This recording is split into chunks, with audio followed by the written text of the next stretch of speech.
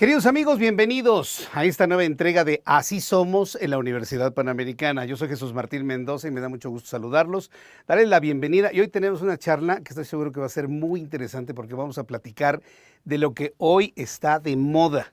Somos grandes consumidores en México de productos audiovisuales, somos consumidores de cortometrajes, de películas, pero sobre todo de series, que nuestras abuelas antiguamente las llamaban, pues no me pierdo mi comedia, ¿no? Y así mi hija me dice, yo no me pierdo mi comedia, está viendo su serie, por supuesto, yo también soy consumidor de series.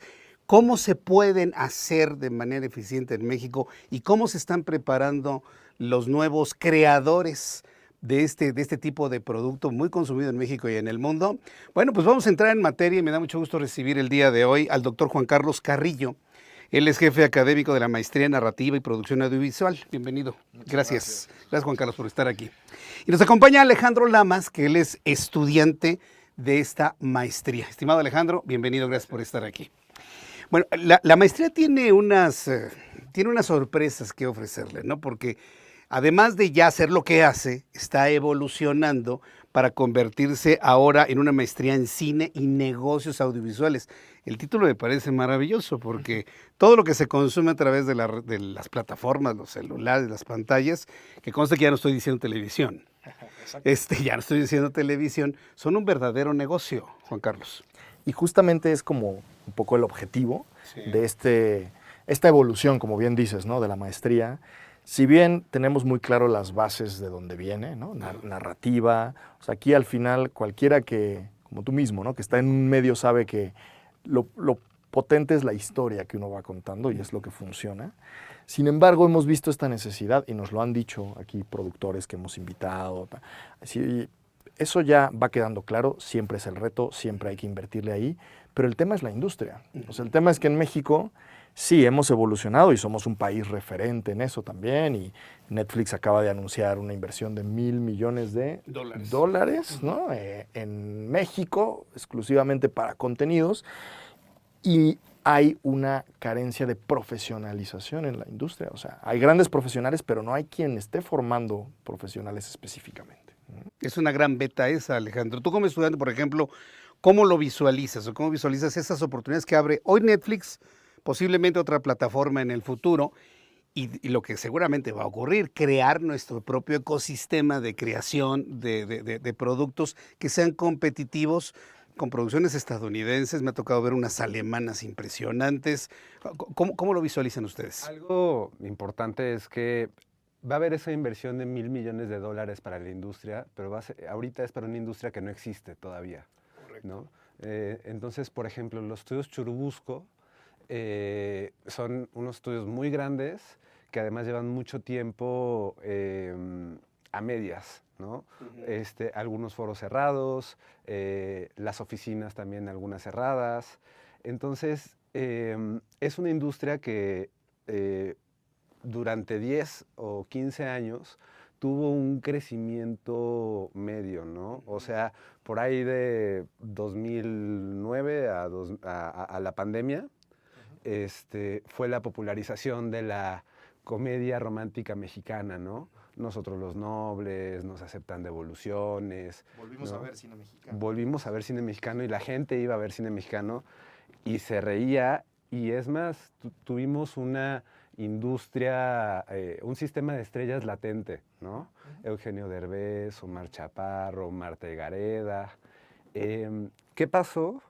Que este sistema era un poquito endeble, ¿no? Porque estaba basado en una sola compañía que era Videocine, que de ahí además emanaba eso hacia todos los demás.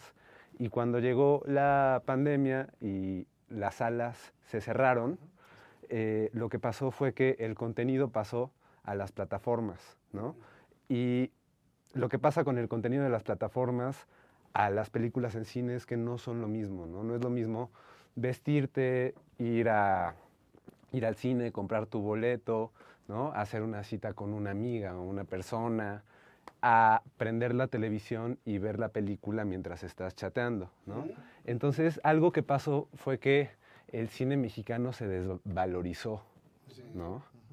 Y entró en una crisis que a partir de la pandemia, bastante profunda, Pero a pesar de eso, la industria tiene muchísimo potencial. La gente va más que nunca a los cines, a pesar de que el precio del boleto se ha incrementado de forma desproporcional a como venía incrementándose desde antes de la pandemia.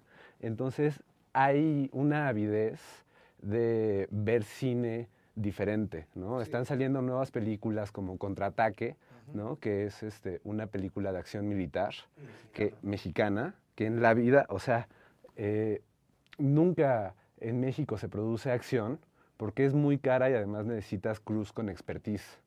Y tienes Hollywood al lado, ¿no? O sea, sí, por supuesto. Una competencia muy complicada. Que no hay que tener miedo a la competencia, digo, hay que entrarle, ¿no? Pero hay que entender justo, y por eso también nos parece que desde una universidad es muy natural, no solo porque estás formando profesionales, sino porque en la universidad lo que buscamos es entender la realidad para luego poder intervenir en ella. Entonces, todos estos cambios, ¿no? Tú decías ahora que es una de las industrias, ¿no? que más ha crecido. Efectivamente, tú le preguntas a cualquiera, ¿y qué serie estás viendo ahorita? ¿Qué película? Sí. Y además está cambiando, pero en frente de nosotros. O sea, esto que dice Alejandro de la diferencia entre el streaming y las salas, no solo es un tema también de la propia experiencia, sino que es un modelo de negocio totalmente distinto. O sea, sí, claro. Un productor de cine hace un negocio con que alguien vaya, vea y que una parte muy pequeña, por otro lado, de ese boleto le termina llegando. Entonces hay estas campañas de que el primer fin de semana, el estreno, tal. El negocio del streaming es totalmente distinto. Tú pagas una suscripción y entonces ahí... pues claro, Netflix, estas plataformas incluso ya están haciendo un contenido muy específico para gente que saben que lo tiene ahí de fondo. Sí. Para llenar una base de datos, en realidad el negocio del streaming es llenar una base de datos y que las películas no se vean, ¿no? Sí. O sea, que es una oferta por la cual sigas sus... Pero seguramente genera recurso a lo largo del tiempo y cuando tienes la película en la cartelera en la sala, tiene una vida muy corta. Tiene una vida de 2 semanas, 3 semanas, cuando bien te va hasta 4, ¿no? Y en el streaming lo tienes ahí. Bueno. ¿Y cuántas veces no hemos visto películas de años atrás que volvemos a consumir? Y eso genera pues esta cadena productiva económica, ¿no? Algo curioso que ha pasado a partir del streaming es que volvimos a los tiempos de exhibición larguísimos. Por ejemplo, las películas hollywoodenses pueden estar 3 meses en cartelera o más. Sí. O sea, antes era como dices, ¿no? Eran 2 semanas y vámonos, ¿no? O sea, justamente decir, oye, entender esto por esos negocios audiovisuales, ¿no? No solo estamos en la escuela de comunicación, efectivamente, y pues somos expertos en eso, ¿no? Tanto quienes lo estudian, quienes lo hemos armado, pero también es voltear a ver esa parte de los números, de las finanzas. Maravilloso. Que muchas veces no es la que más nos gusta a quienes nos dedicamos a eso, pero los productores te dicen, por favor, formen a la gente que va a hacer. Es que hemos estado en el romanticismo de querer hacer algo muy bello, pero pocas veces los que son creativos dicen, oye, ¿lo puedes vender? ¿Puedes recuperar tu inversión? Yo creo que la parte empresarial unida a esto, creo que le da una preparación muy integral y ustedes son los primeros en hacerlo, en combinar lo que es la creatividad con la sustentabilidad económica. Algo Alejandro. Bien importante es que en México, a ver, videocine es un monstruo, ¿no? Que además es a mí se me hace un monstruo increíble porque yo salí de ahí, ¿no? Y a mí me fascina porque hacen cosas muy bonitas, pero su tamaño es fascinante, o sea, es del tamaño de un estudio hollywoodense, ¿no? Entonces, videocine y algunas pocas productoras se pueden dar el lujo de tener estos profesionales que ven la película desde la idea hasta la ejecución. O sea, en México hay pocos ejecutivos de cine. Sí. Y un ejecutivo de cine se encarga de encontrar la idea, de macharla con el director, con el fotógrafo, con el crew, encontrar el financiamiento, ¿no? Encontrar a los otros productores que van a hacer todas las otras cosas, supervisar el guión, ¿no? Muchas veces los productores se meten tanto que las películas puedes saber de verlas quién las produjo, ¿no? En México no hay eso. O hay pocos de esos porque videocine es tan grande, ¿no? Que abarca mucho. Justamente eso lo decimos a veces hasta como lema, ¿no? Que no es pero decir, ¿cómo resumiría? Queremos formar productores, ¿no? Sí. En otros lados ya hay programas, ¿no? Y aquí hemos tenido más programas cortos, largos de formar guionistas, Sí. formar directores, pero formar productores, ¿no? A los ejecutivos de la industria audiovisual, Sí. lo que dices, no hay otro espacio donde se haga, ¿no? Uno de los egresados de la maestría, que es guionista y ha estado en varios cuartos de guión de series, me dice, a ver, a mí me sirvió mucho porque ahora soy guionista, ya había estudiado comunicación también aquí, decía, pero todo el día trabajo con gente, con ejecutivos que mueven dinero, que toman decisiones y que no tienen idea tampoco de la parte creativa. Ahora me voy al otro lado, ¿no? Me dijo, sería genial que ustedes formen a eso, porque si no, como necesitan a alguien que maneje, ¿no? Desde el contador hasta... Sí. Traen gente que no tiene la sensibilidad o no conoce la industria audiovisual y también toma decisiones de otro tipo. Entonces, es un perfil muy específico que está en medio. Sí, eso me parece muy interesante porque dices, estamos formando productores. Yo entendería que están formando empresarios del mercado, empresarios creativos. Pues esos son garbanzos de a libra. Y ahí va mi siguiente pregunta. O sea, ¿cuál es la idea entonces de esta nueva maestría? Crear más Lubezkis, más Cuarones, más Del Toros, más Iñárritus, o hacia dónde va, ¿cuál es la personalidad que va a tener, ya lo digo así, el empresario creativo, como dice Alejandro, que va a salir de la UP y que va a hacer creaciones para el consumo de la sociedad mexicana y internacional, ¿eh? Sí. ¿Cómo va a ser? Es potenciar justamente que existan estos talentos, ¿no? O sea, porque lo que pasa, por ejemplo, con los famosos tres amigos, ¿no? Yo hice mi tesis doctoral sobre Iñárritu, ¿no? Entonces lo tengo estudiado por todos lados. Dices, claro, son perfiles que es muy difícil que surjan precisamente, y de hecho, fíjate dónde trabajan todos, ¿no? O sea, Sí. se han tenido que ir a Estados Unidos donde Sí. hay una industria. Entonces, hay talento así en México, está clarísimo, lo cual es una gran ventaja para nosotros porque la gente, Sí. hablar de cine en México tiene mucho sentido. El asunto más bien es, más que solo buscar y que todo el mundo se quede en la pirámide abajo para que surja un Iñárritu, más bien es crear ese ecosistema con profesionales, Sí. con empresarios creativos que inviertan ahí, con productores que saquen esto, para que efectivamente haya, y quizá también desde Sí. aquí de la UP, esos artistas, que muchas veces el cine es tramposo por eso, ¿no? Tienes un gran nombre y detrás mucha gente que trabajó en algo, pero lo que importa es que se haga, que haya industria. Sí, eso me parece interesante. Y hay industria, sobre todo creatividad. Tú al principio hablabas de la potencia de una historia, pero también considero que es muy importante la forma como se cuenta. Aquí en esta parte de cómo se cuenta, Alejandro, ¿cómo el egresado de esta maestría va a poder seleccionar, por ejemplo, tienes una historia potente, ¿cómo vas a seleccionar tu casting? Es decir, ¿de dónde vas a tomar a tu materia prima, que es la materia humana, los actores, las actrices, para que esa buena idea y esa buena empresa que tienes, pues realmente se refleje en una actuación verdaderamente creíble en pantalla? Te lo digo porque empecé a ver una serie, no voy a decir cuál, porque no quiero perjudicar a quien lo hizo, que la historia está muy buena, el humor negro está muy bueno, pero la actuación es malísima. Y entonces dejé de verla porque no me gustó. Entonces, y uno como consumidor, porque yo me pongo en el lado del consumidor, uno es muy sensible a cuando le crees a un actor, no le crees a un actor, o la historia está floja, o no te gusta lo que te están contando. ¿Cómo puedes encontrar el equilibrio en todos estos elementos? O sea, volvemos a la parte de la industria. O sea, algo que pasa en México es la falta de profesionalización en muchos de los ámbitos, ¿no? De hecho, Cuarón algo que decía después de grabar Roma es que le sorprendía que había chavos de 30 años, ¿no? Como jefes de producción, ¿no? O como fotógrafos. Y que le parecía extrañísimo, porque esos puestos, al ser un gremio, ¿no? En donde se va creciendo y hay los maestros, ¿no? No llegas tan joven no llegas, ¿no? Pasa eso porque se tiene una industria incipiente. ¿Qué pasa con la actuación, ¿no? Tuvimos un sistema de estrellas que funcionaba, que era Televisa, ¿no? Que de hecho le decían creo que la fábrica de estrellas, Alsea, ¿no? Y murió. Ahora tenemos algunas escuelas de actuación, como Casa Azul, ¿no? Que además creo que se alió con Netflix, pero lo que necesitamos, por un lado, es un sistema de estrellas y por otro lado necesitamos profesionalización, ¿no? Porque ahorita lo que lleva a la gente a los cines es la historia.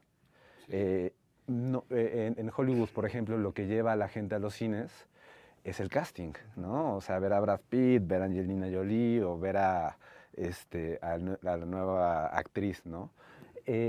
Algo que me parece muy interesante es, por ejemplo, cómo funciona la publicidad, ¿no? En la publicidad, como se tienen que grabar piezas de altísima calidad, de muy poquito tiempo, se tiene que elegir de forma muy específica al fotógrafo, al director, a los actores, ¿no? Entonces, la publicidad, por ejemplo, en sí misma, yo creo que está muchísimo más profesionalizada que el cine, ¿no? La verdad es un mundo apasionante. Mira, yo soy consumidor, pero también de alguna manera tengo contacto con el medio y me he dado cuenta de también lo complicado que es para los creativos y los industriales y empresarios mexicanos. ¿Cómo visualizas tú esta nueva industria? Porque veo que está como que naciendo nuevamente, como que estamos otra vez en ese ciclo de empezar otra vez en cero y con el sueño de crear una nueva era del cine o de las series mexicanas, una era de oro, ¿no? Este, ¿Cómo se ve el reto hacia adelante? Pues es interesante porque por un lado es mucho más fácil que nunca hacerlo. O sea, de hecho hay quien habla de una burbuja incluso que en algún momento de contenido, ¿no? Sí. Si hubiéramos tenido esta conversación hace 10 años, podríamos hablar de, oye, ¿cuáles son las series que todo el mundo ha visto y que todo el mundo ha tenido que ver?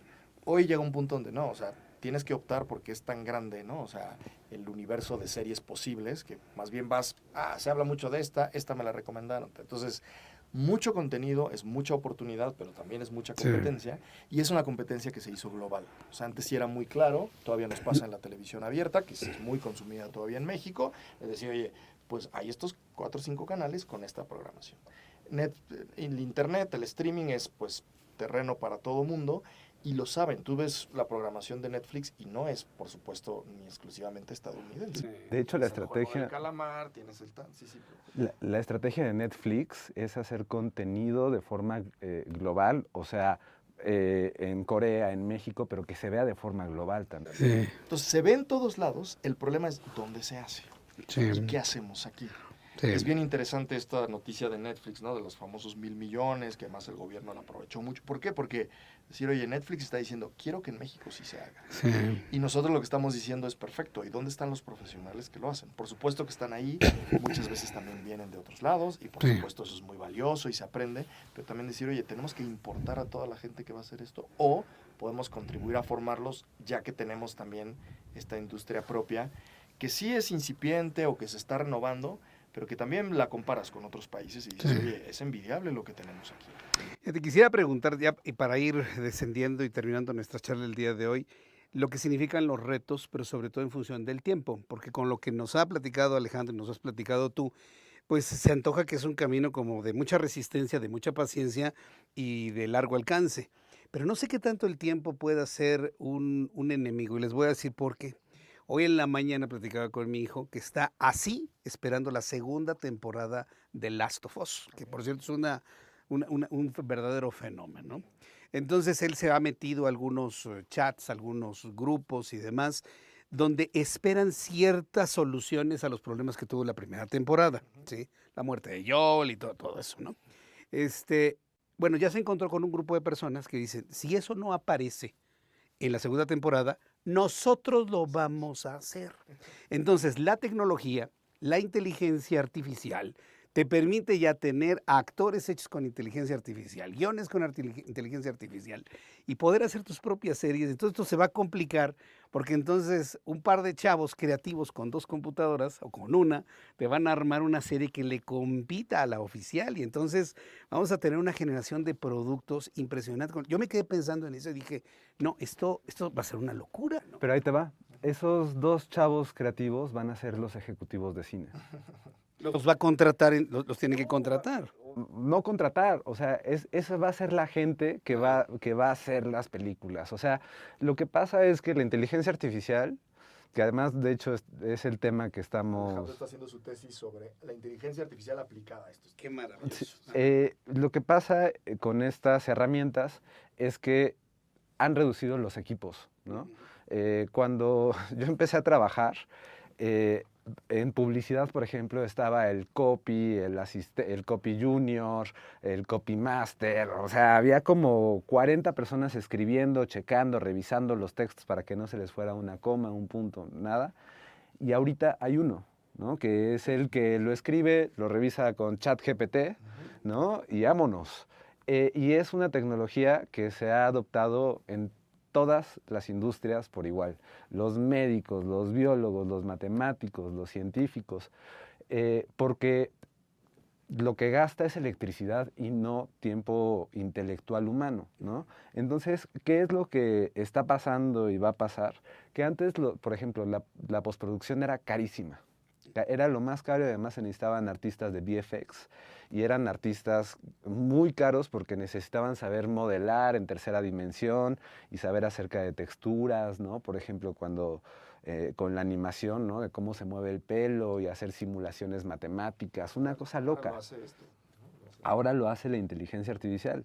Y de hecho, ahora que ChatGPT sacó sus imágenes y se popularizó las imágenes de Estudio Ghibli, alguien hizo un tráiler del Señor de los Anillos, estilo Ghibli, con ChatGPT y algunas otras herramientas de inteligencia artificial.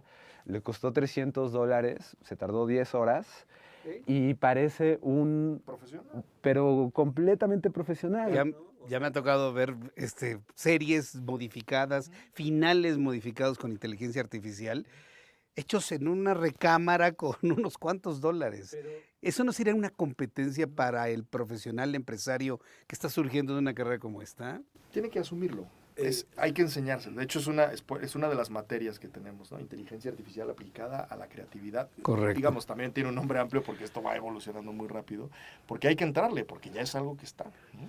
Además, hay algo que pasa con las industrias, ¿no? O sea, siempre existen los gatekeepers, ¿no? O sea, estos personajes y estas instituciones que son los que distribuyen el contenido, que son los que hacen que la gente los vea, que son los que tienen los espacios, ¿no? Entonces, por más que la gente cree las cosas, si no tiene el espacio en Netflix o en Cinépolis o en YouTube, y además, si lo tiene, probablemente lo vayan a contratar una de estas grandes industrias, ¿no? Entonces, estos grandes industriales nunca van a desaparecer, ¿no? No son competencia. Me parece muy interesante, podríamos seguir platicando. Y es más, los invito para una segunda charla. Sobre todo porque lo siguiente es saber la capacidad que va a tener la maestría de ir evolucionando con el tiempo. Porque si estamos ya, como tú bien dices, inclusive el periodismo también, estamos ya utilizando la inteligencia artificial, en mi caso, como una herramienta, todo está evolucionando tan rápido que también las actualizaciones en los programas de estudio de una maestría como esta requieren una evolución y una adecuación muy rápida, ¿no? Sí. Los convoco para una siguiente charla aquí en Así Somos en la UP. ¿Qué les parece? Encantado. Juan Carlos Carrillo, muchísimas gracias. Alejandro Lamas, gracias por estar aquí, muy interesante. Y queridos amigos, no se pierdan la siguiente entrega aquí en Así Somos en la UP, para que conozcamos lo que hacemos adentro y de qué manera vamos a modificar el mundo que tenemos afuera. Por su atención, gracias, pásenla muy bien y hasta la próxima.